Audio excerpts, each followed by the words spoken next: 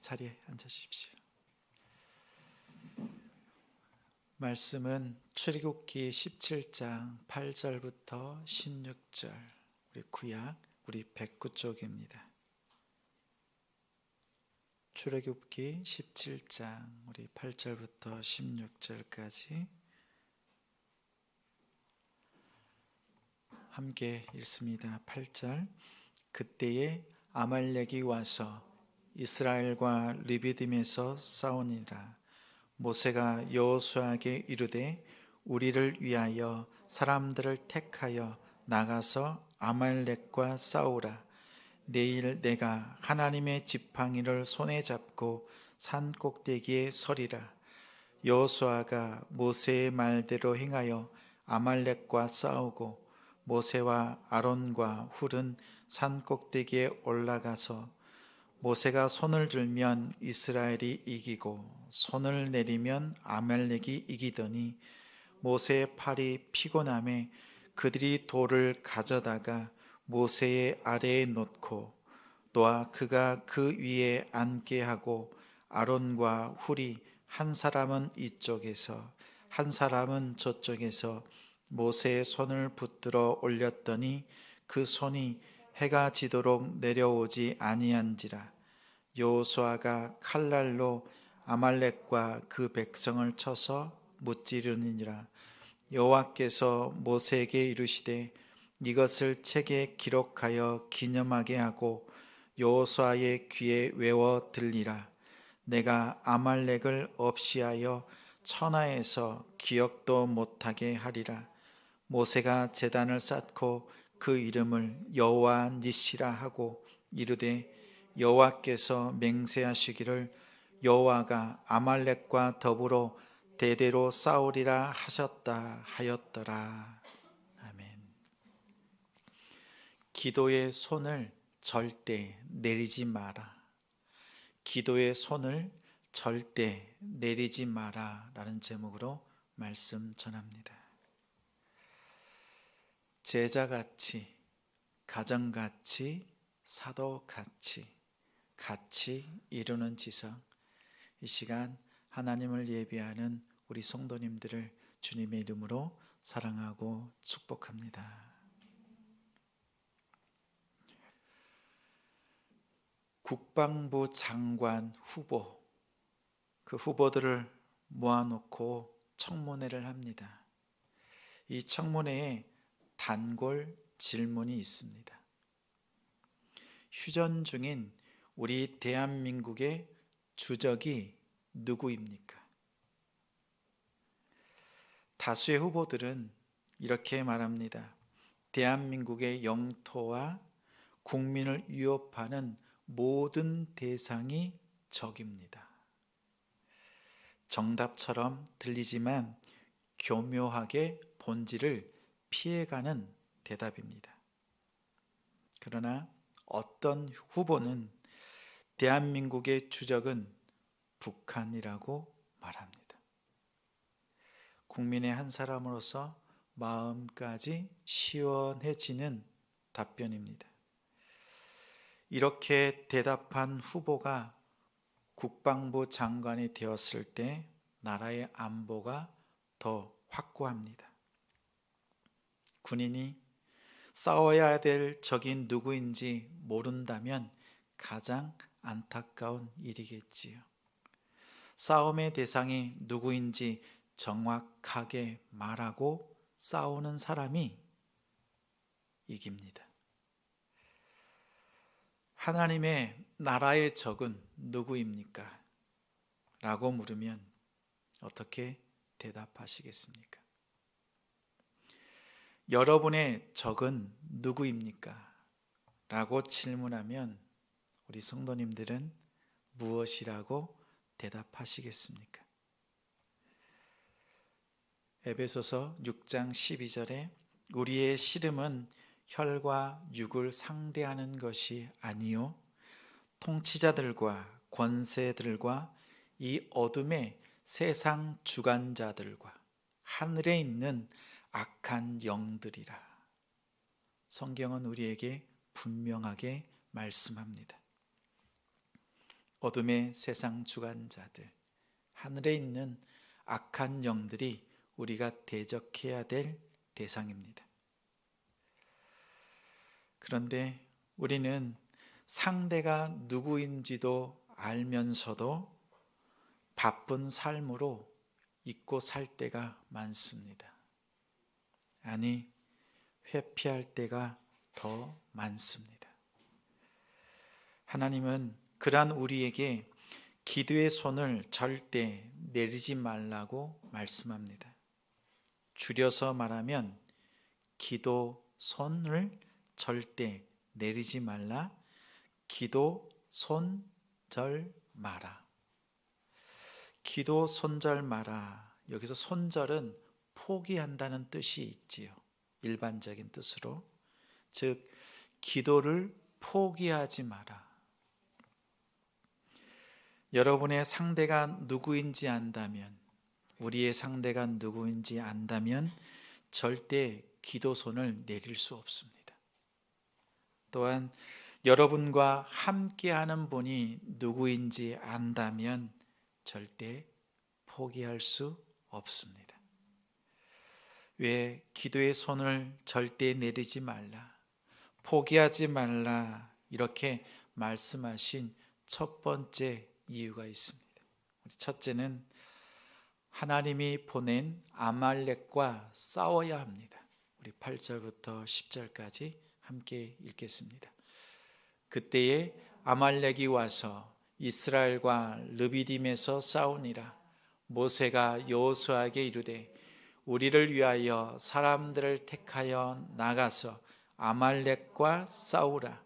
내일 내가 하나님의 지팡이를 손에 잡고 산 꼭대기에 서리라.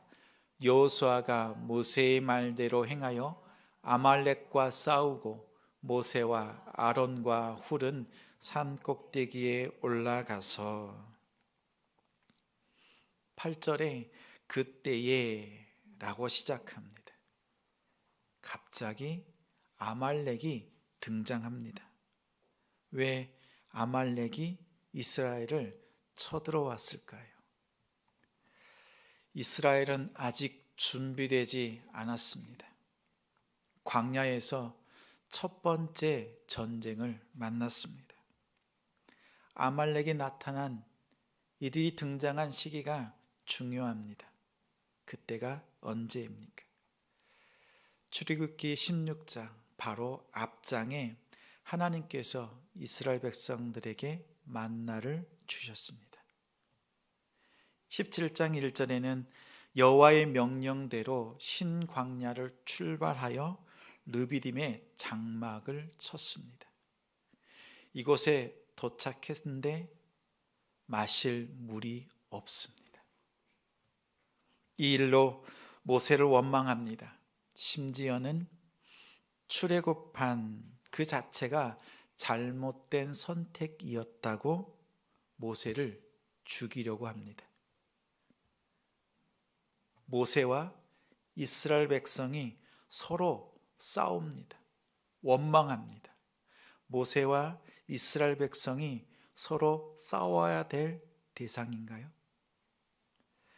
물이 없어 모세와 백성들이, 그리고 백성들끼리 서로 원망하고 죽이려는 그때에 르비딤이라는 광야에서 만난 인생의 갈증, 삶과 죽음의 기로에서 어떻게 해야 될지 모릅니다. 이제 물이 없어서 다 죽어가는 상황입니다. 아무리 생각해도 방법이 없습니다. 이럴 때 남편은 아내를 탓하고 아내는 남편의 무능함을 질타합니다. 부모는 자녀를, 자녀는 부모를 원망하기까지 합니다. 서로 의지하고 가장 사랑해야 될 사람들이 원망하며 싸우는 그때에 아말렉이 와서 이스라엘과 르비딤에서 싸웠습니다. 여기에서 생략된 단어가 있습니다. 우리 화면을 보면서 말씀을 함께 읽겠습니다. 8절 말씀 있습니다. 그때에 하나님이 보낸 아말렉이 와서 이스라엘과 르비딤에서 싸우니라. 우리의 인생이 무엇을 상대하며 싸워야 될지 모를 때, 허공을 향해서 주먹질하는 것처럼 그렇게 헛된 삶을 살아갈 때 하나님이 보낸 아말렉, 그 아말렉을 통해서 싸워야 될 대상이 누구인지 깨닫습니다. 모세와 백성들은 싸움의 대상이 서로가 아니라 아말렉임을 깨닫습니다.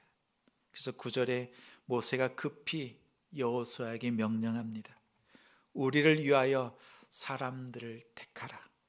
나가서 아말렉과 싸워라. 싸움의 대상은 우리끼리가 아닙니다. 하나님의 백성끼리 싸움은 중단되고 정말 하나님께서 싸워야 될 그 대상, 보여주신 대상 아말렉과 싸움으로 나아갑니다. 내일 내가 하나님의 지팡이를 들고 산 꼭대기에 올라가 서리라. 여호수아는 전쟁하러 나아갑니다. 모세와 아론과 훌은 산 꼭대기에 올라가서 기도합니다. 보십시오. 진짜 싸워야 되는 대상이 분명해지자 일사불란하게 행동합니다. 내 안에 원불교가 사라집니다. 원망, 불평, 교만, 이것이 사라졌습니다. 내가 섬겨야 될 자리가 보입니다. 내가 있어야 될 자리가 분명하게 드러납니다. 내가 해야 될 일이 무엇인지 깨달아집니다. 우리에게는 각자의 역할이 있습니다. 그 역할을 발견하고 그 자리를 찾으십시오. 찾는 방법은 하나님이 보낸 아말렉이라고 하는 문제를 통해서 싸움의 상대를 살피고 그 후에 믿음의 싸움에서 승리할 수 있습니다. 문제를 통해 싸움의 대상을 분별하는 우리 성도가 됩시다. 왜 기도의 손을 절대 내리지 말라, 포기하지 말라 하신 두 번째 이유가 있습니다. 둘째는 손을 들면 이기고 내리면 지기 때문입니다. 우리 11절부터 13절까지 있습니다. 모세가 손을 들면 이스라엘이 이기고 손을 내리면 아말렉이 이기더니 모세의 팔이 피곤함에 그들이 돌을 가져다가 모세의 아래에 놓아 그가 그 위에 앉게 하고 아론과 훌이 한 사람은 이쪽에서 한 사람은 저쪽에서 모세의 손을 붙들어 올렸더니 그 손이 해가 지도록 내려오지 아니한지라. 여호수아가 칼날로 아말렉과 그 백성을 쳐서 무찌르느니라. 모세의 손이 올라가면 이기고 내려가면 집니다. 이게 말이 됩니까? 21세기를 살아가는 우리도 그것이 이해되지 않습니다. 마치 리모컨으로 조작하는 것처럼 손을 올리면 이기고 내리면 지는 그 현상. 우리 인생은 영적 전쟁과 육적 전쟁으로 나뉩니다. 육적인 전쟁은 산 아래에서 여호수아와 군사들이 아말렉과 싸우는 전투입니다. 최전방에서 칼을 빼어들고 피나는 싸움을 합니다. 영적 전쟁은 산 꼭대기에서 모세와 아론, 훌의 기도입니다. 하나님의 구원의 지팡이를 들고 사력을 다하여서 하나님께 기도하는 그 싸움입니다. 그 결과는 기도하는 모세의 영적 전쟁을 통해서 승리합니다. 한편 여호수아와 백성들의 순종이 없었다면 그 승리 또한 없습니다. 기억하십시오. 기도 없이 육신의 전쟁을 치르면 결국 지게 되어 있습니다. 기도하면서도 실제 싸우는 육신의 전쟁이 없다면 승리 또한 없습니다. 기도만으로, 싸움만으로 이루어지지 않습니다. 영적 전쟁과 육신의 전쟁, 이 둘 다 이길 때 진정한 승리가 있습니다. 이것을 조금 더 비유적으로 표현하자면 전쟁이 일어났을 때 가장 먼저 하는 일이 무엇입니까? 전투기가 상대의 적진으로 날아가서 폭격을 하고 또 포병들이 포를 쏘아서 적군들을 초토화시키고 난 뒤에 보병들이 들어가서 땅을 점령합니다. 그리고 승리의 깃발을 꽂고 함성을 지릅니다. 이처럼 우리의 기도 없이는 이루어질 수 없고 또한 현장에서 삶의 전쟁이 없이는 승리의 깃발을 꽂을 수 없습니다. 우리 성도님들이 기도로 삶의 전투로 하나님 앞에 큰 기쁨 드리는 우리 성도님들이 되길 바랍니다. 그런데 문제가 생겼습니다. 12절에 모세의 팔이 피곤하여 손이 내려오자 이스라엘은 물러나고 또 여호수아가 집니다. 이때 아론과 훌 두 사람이 모세의 손을 붙잡습니다. 모세를 앉히고 하나는 오른팔, 하나는 왼팔 붙잡고 해가 지도록 내려오지 않습니다. 완벽하게 이길 때까지 모세와 아론, 훌이 하나님 앞에 전심으로 기도합니다. 그러자 다시 산 아래에서 여호수아가 이깁니다.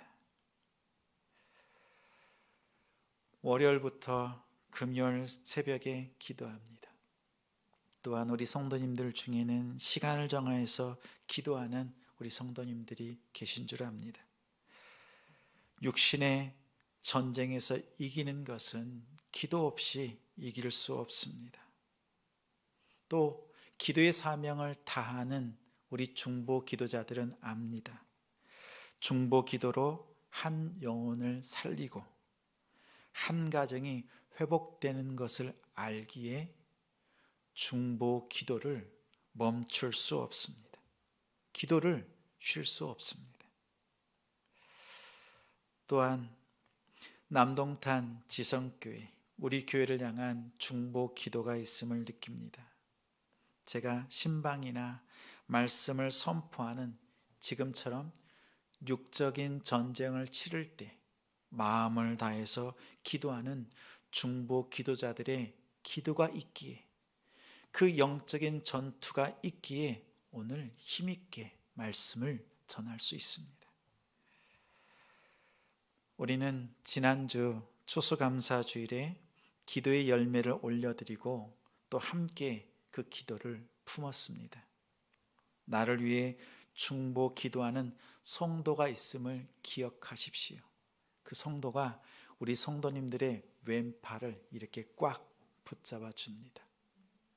그리고 내가 중보해야 될 그 가정이 있음을 기억하시지요? 내가 그 가정을 붙잡고 이렇게 설 때, 기도할 때 우리는 하나님 앞에 두 손 들고 기도할 수 있습니다. 누군가의 손을 붙잡아주고 또한 서로 붙잡으면서 하나님 앞에 믿음으로 승리할 수 있습니다. 이 기도의 자리 잘 감당해 주시는 우리 성도님들이 되길 주님의 이름으로 축원합니다. 우리 모두가 잘 아는 기도 찬송이 있습니다. 제가 선창을 하면 우리 성도님들이 아시는 성도님들은 함께 불러주시면 좋겠습니다. 깊은 산속 옹달샘 누가 와서 먹나요?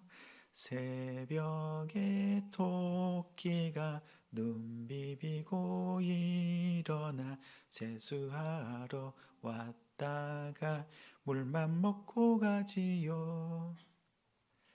세수하러 왔다가 물만 먹고 가지요. 내 문제를 놓고 기도하러 왔다가 곁에 있는 성도의 문제를 위해 기도하고 돌아갑니다.